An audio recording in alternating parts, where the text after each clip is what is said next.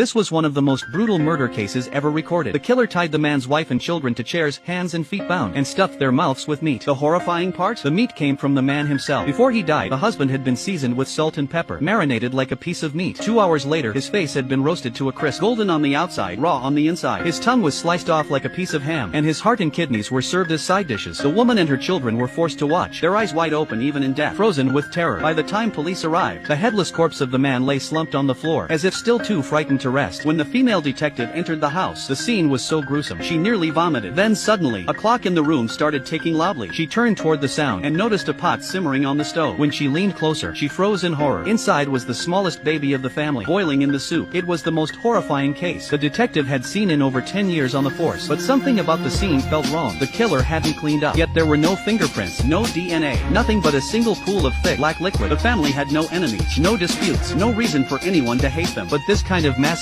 could only come from deep hatred. The detective believed the killer was experienced, maybe a serial murderer. But the police archives had no similar records. The investigation hit a dead end. Then, the next day, a nun claiming to be a journalist showed up. She said she came specifically because of this case. The detective thought she was just chasing attention, but out of respect for her faith, she agreed to listen. The nun said she'd been tracking acts of evil for years. After hearing about this crime from a priest, she rushed to the scene. Faced with her strange, intense gaze, the detective reluctantly began recounting what happened. The mother and her 2 children had died from heart failure. Their bodies showed signs of extreme psychological shock. At 3 a.m., the neighbors had called police. After hearing loud classical music, Mozart played on loop through the night. The nun immediately guessed it was Mozart's Requiem. Her accuracy startled the detective. When she reached for her gun, the nun calmly explained. Playing the Requiem made perfect sense. It was written to mourn the dead. The detective began to wonder if there was something beyond logic at work, something not even science could explain. She mentioned the strange black liquid found at the scene. Based on its smell, the nun suggested it might be burnt keratin, the residue left from burning human hair. She couldn't be sure, but said they'd need to wait for lab results before the detective could follow up. Another massacre occurred. When officers entered the new house, they found the toilet yellowed and stained. The owner clearly wasn't a clean person, but when they drew the curtains, they froze. Several body parts had been nailed to the wall. One victim had been cut in half, the others mutilated below the waist. It was the same method, brutal, surgical, but again, not a single drop of blood. Every victim had been drained dry. On the wall, a message was written: I was abandoned. No one could figure out what it meant, and just like before, only that same black liquid remained. This time, the nun came with the police to the scene, while the others collected evidence. The detective and the nun stepped aside to talk. Then they quietly returned. The detective, thinking maybe this nun could actually help, she warned her not to touch any evidence, but agreed to let her look around. What neither of them realized was that someone was already watching them. That night, after the detective went home, she heard strange noises around the house. Instinctively, she drew her gun and followed the sound into the kitchen. The radio turned on by itself, playing Mozart's Requiem. Her heart dropped. Someone was here. She yanked open the curtain and saw a shadow move outside. She chased after it, emptying her gun, but missed every shot.